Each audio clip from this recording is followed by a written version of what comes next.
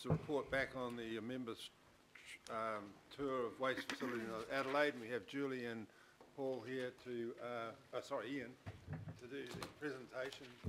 Paul's not here today, she's not well. So I was one of the members of this trip, as were Councillors Cashmore, Cooper and Mr Wilcox, Independent Marriage Statutory Board. So I think it was a very successful trip to an area that has been working in waste recovery, as they say over in South Australia, for many years, and they are probably the leading state in Australia in this area. And they've had their container deposit legislation in place for the last 40 years. So I think there was a lot that we learned on this trip, but I think at the end of the day, we have got a very good waste management minimisation plan, and I think that it's just a matter now of putting it into operation, but we're certainly being very careful to make sure that we get all the areas that we have to sort and change done in a timely manner, so that we don't have any hiccups along the way. So with that, I will ask Ian to present and raise any issues, and then we have a resolution where we'll talk about trying to lobby to get the container deposit legislation brought to New Zealand, which I think would be a big step forward. So Ian, over to you and Julie. Thank you, Chair. I haven't got a presentation. The report was very much for information, and there's a report attached at the back from Envision, who arranged the tour. I think, as you said, the key thing is that I think the study tour helped reinforce the strength of our waste plan, and obviously through the LTP we've got approval to progress with some of those key initiatives, particularly around enhanced recycling, but also the resource recovery network. I think the continual investment in our sites and looking at how we can involve communities in the delivery of those sites will be key to bringing the services, the facilities and the waste streams together. I suppose the two key things that are different in South Australia are the waste levy. As you're aware, Auckland probably has some of the cheapest landfill rates probably in the world, and that's clearly a disincentive to resource recovery.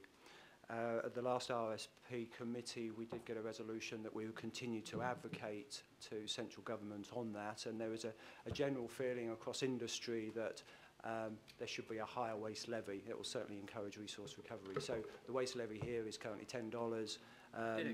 In South Australia, it's 57 Australian dollars. In New South Wales, it's over $100 a tonne.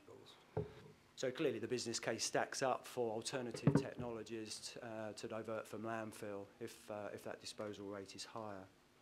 And as you said also, Chair, container deposit legislation, which is something that was contained within our waste plan, and we've done some advocacy, but I think we're really keen to increase that with other councils for really producer responsibility. So those that are producing the containers, whether that's bottles, tins, plastic containers, actually pick up the cost of disposal at the end. In New South Wales, and there's a bit of a flow chart at the back of the report which just gives a simple summary of how container deposit legislation works, but the real benefits, and we definitely saw that in practice in Adelaide, that the streets are cleaner. There's some real opportunities for community recycling facilities to actually take that material and to get paid for it. And it increases recycling and creates a better product for recycling, so there's less contamination. So that's definitely an area that we would recommend for upping our advocacy at a national level. Okay. Questions? Councillor Walker. Yeah, I didn't attend the trip, but I have been to Adelaide, and I certainly support the comments that you're making on the levy. Our situation in New Zealand is absolutely pathetic on a global scale. So the government needs to step up to the plate, frankly, across a number of things, but certainly that.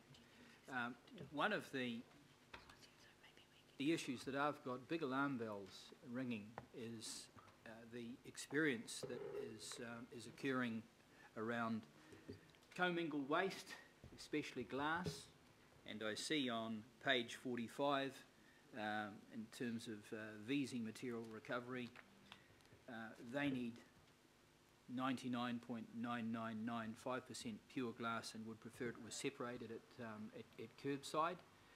Certainly the information that I'm getting around the relative problems with commingled collections in terms of devaluing a range of products, particularly given the low prices right now that you're experiencing across recyclables, is nothing short of tragic.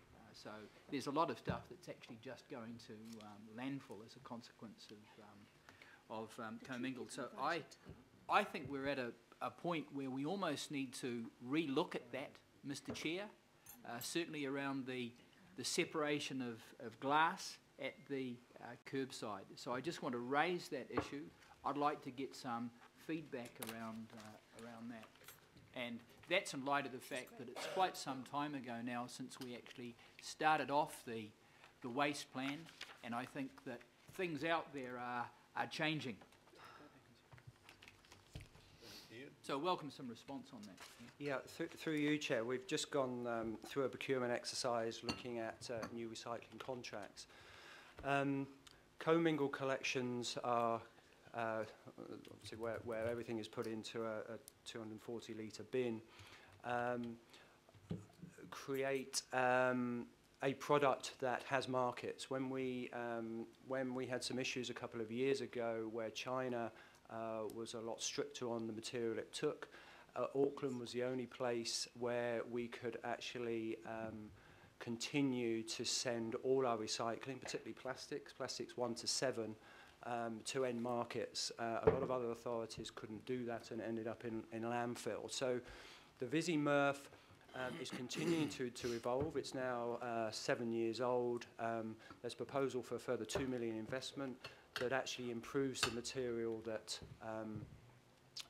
goes into the facility and obviously comes out at the end. So I think technology is a way of improving the product. There are some issues with crushed glass in paper, but again, technology can sort that out. And as I said, we've got end markets for all of this material. A key factor as well is the collection of either commingled against source separated. Separated material at curbside is obviously labour intensive. It creates some health and safety issues as well, and actually it's a lot more costly. That through the procurement, the costs are significantly more. So I guess it's weighing up that whole cost of ownership around what residents are after, what the end markets potentially are, and also the ability to increase recycling in commingled areas where we collect everything in a recycling bin. Our recycling rates per property are higher than if it was a source separated area. So it's quite a lot of pros and cons, but I think for us, as far as the investment made in the VZ recycling site, it works. Thank you. Sure, I'd certainly appreciate some current information and some costs, and some information on recoveries and where the stuff's actually going. Okay, there you can supply that. I think if you circulate that to the committee members as well. Thank you. Any other questions? Okay, Councillor. Oh, thank you. Just something on your recommendation, Mr. Chairman. When we went on the trip, we had a bit of a debrief every couple of days. And what we did talk about was the need to develop the legislation but work with local government New Zealand so we could actually get buy-in right across the country before we went to the government. So I'm wondering if we can go that council works with LGNZ and advocates the central government. I think that's the only way we're going to do this, if that's okay. And the other thing I wondered, because at the moment we kind of, maybe it's looked at from a waste disposal point of view with the current waste, the levy, maybe our advocacy to government is around a waste recovery model, which would then encourage that higher levy. I'm not quite sure the work you're doing in that regard already, but I mean, it might be really, if we could put that somewhere, or if it's dealt with elsewhere, I'm fine, but... I think that motion's on the floor now, isn't it? Resolution's there. Yeah, through you, Chair, the previous meeting, or the June meeting, there was a resolution that we would advocate, and we're still doing some work on that. Okay, and if you don't mind, could I just make a little comment as one of the members of the thing? It wasn't a glam trip to LA, and it wasn't warm, it was bloody freezing and raining the whole time, and it was a rubbish trip. But it was really, really good to see, and I did see some comments from some fellow councillors about why were we going to a dying town, etc., etc. But economically, it might be not be a great city. However, in the area of waste management and minimisation, it is a leader, a world leader. Just in Honolulu recently, I'm saying to someone, "Oh, where do I put this? You know, do you recycle?" They said, "Oh, chuck it in them, and the homeless people get it out." That's what they do in Hawaii. That's how they manage their recycling. They get the homeless people to take it, and they get a bit of money. So I would hope that we could be a little bit above that, and actually encourage, it would be good income. But I think that what we saw was the fact that there was hardly any rubbish, and it created jobs for people in the recovery hubs, but also that. You would often say, look, businesses will not like this. But I'll tell you what, this is a legislation that the public would love.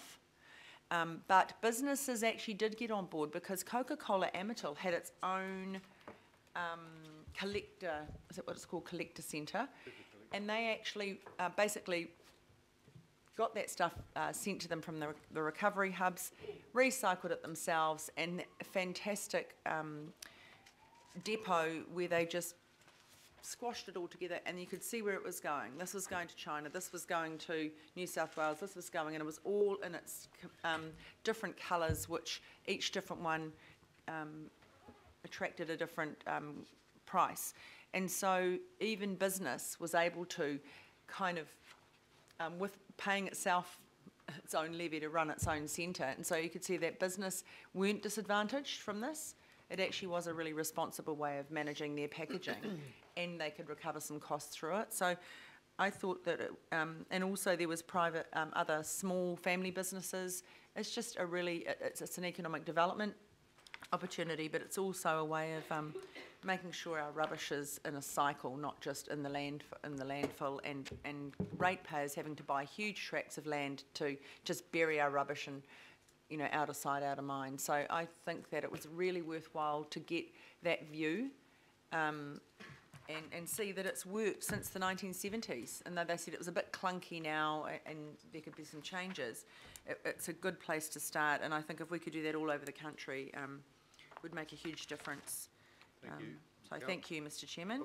Have you got a question, Councillor Darby, or was that a way I talked it? I actually wouldn't mind just tweaking the B.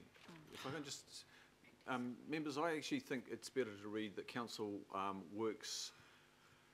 advocates to central government and local government New Zealand, etc. Because I think we're the only city of real... No, we're not. We're not actually. We're the only city of real scale. We don't just defer, we can't find ourselves just deferring to local government New Zealand. We also need to lead in our own right. Could I clarify that, Mr. Chairman? It now reads, endorse that Council works with local government New Zealand and advocates to central government on the need to develop comprehensive... Okay, so that doesn't rely on us to go through local government New Zealand. No. I think that's very important. We actually had other councils with us who are doing this already quite well, and what we're saying is let's work through local government New Zealand, our contacts with other TLAs, to make sure we're all on the same page. It's not having to have it signed off by them, but it's actually using them as a conduit to work together. Yeah. And Councillor Walker? Yeah, just got a question. I know in South Australia they have no single-use plastic bags. Was that something you you picked up on, and what about the applicability of that here, rather than just this recycling scenario that the government's we just- promoting? Well, we Take just the did that elephant at in small Mr. chunks. Ian will answer that. Through you, Chair, it's not something that I recall that actually we discussed or saw. There's certainly, as Councillor Cooper said, there was certainly a noticeable improvement in littering, particularly containers, but I think I didn't see any bags on the street either. I think previously we've talked about how we advocate for single-use plastic bags ban as well, which we're doing some work on as well through. They're ahead of us in that respect. Okay, thank you. Councillor Cashmore? Thank you, Mr. Chairman. My first question has actually been covered by Councillor Cooper. My second one is we used to have a refund on bottles and cans when I was a young fella a couple of years ago. No levity entitled there. Thank you That was very to much. support the war effort, I think.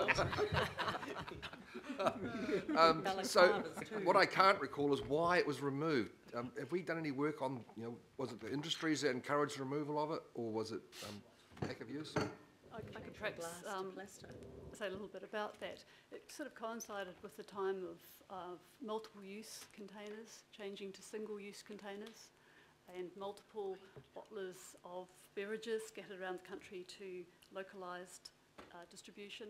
So it was an industry involved process that happened at that time.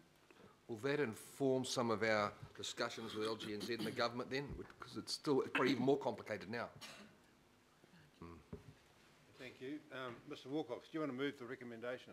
Yeah, I'm fine. Okay. I second. Just wanted to ask, Oh, just to yes, make it. Councillor. Yes, just on the use of plastic bags, at the local government AGM recently, there was a remit passed by the majority to ask the government to put a levy on the use of plastic bags, because it's not just an Auckland issue and people were concerned. So presumably local government New Zealand will be working on that with the rest of us.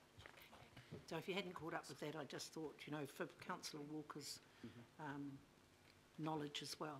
I'm aware of that. Oh, good.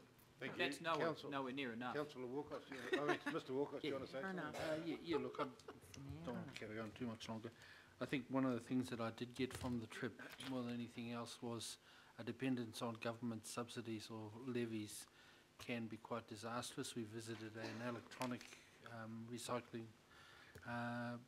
E-waste. place, and they were just running on about 3 people because it had kind of collapsed with the reduction in the levy. So I mean, but I did love the little family one. There was it felt really great actually to see a family doing it, and they were looking to expand. The guy had got some kind of machine that chopped up wire and all of this. So that was the other thing. And the final thing was that, I did notice a bit of resentment towards Coca-Cola, but I suppose if you sell the most bottles, you're always going to get the most back. So I suppose that's the way it goes.